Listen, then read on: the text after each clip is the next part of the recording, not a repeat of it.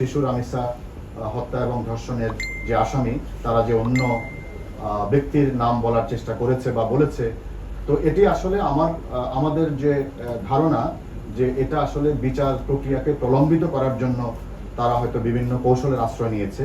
ট্রাফিকের আইন আসলে সবার জন্যই সমান, সেটা সরকারি হোক বেসরকারি হোক। যেমন আমাদের যারা পুলিশ সদস্য, আমরা কিন্তু ক্লিয়ার মেসেজ দিয়েছি যে আমাদের পুলিশ সদস্যের কেউ যদি ট্রাফিক আইন অমান্য করে আমরা তাদের বিরুদ্ধে ব্যবস্থা নেব ট্রাফিক আইন অনুযায়ী।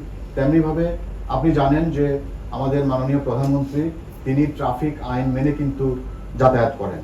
তো সেখানে আর অন্যদের ব্যাপারে তো অবশ্যই আমাদের সরকারি হোক বেসরকারি হোক আমাদের অবস্থান কিন্তু স্পষ্ট যে ট্রাফিক আইন যিনি লঙ্ঘন করবেন তিনি ট্রাফিক আইন অনুযায়ী ব্যবস্থা তার বিরুদ্ধে নেওয়া হবে। আর যেখানে হর্ন বাজানো নিষেধ বা হুটার তো আসলে আপনার সাধারণ যানবাহন যেগুলো আছে, ইমার্জেন্সি যানবাহন ছাড়া কারা হুটার বাজাতে পারবেন বা হুটার লাগাতে পারবেন সেটা কিন্তু ট্রাফিক আইন এবং বিধিতে স্পষ্ট বলা আছে। জি, তো এই বিষয়ে আমাদের অভিযান অব্যাহত আছে। আমরা আমাদের ট্রাফিকের ফিল্ডে যারা কাজ করেন তাদেরকে আমরা বলেছি, তাদেরকে আমরা নির্দেশনা দিয়েছি যারা এই ব্যত্যয় করবেন তাদের বিরুদ্ধে আমরা ট্রাফিক আইন অনুযায়ী ব্যবস্থা নেব।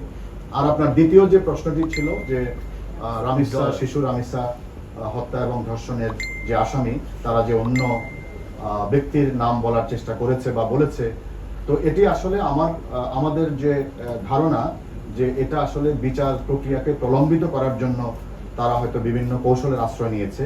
আমাদের তদন্তে তৃতীয় যাদের বিরুদ্ধে আমরা চার্জশিট দিয়েছি তাদের বাইরে আর কারো ইমপ্লিকেশন বা জড়িত হওয়ার কোনো প্রমাণ পাওয়া যায়নি।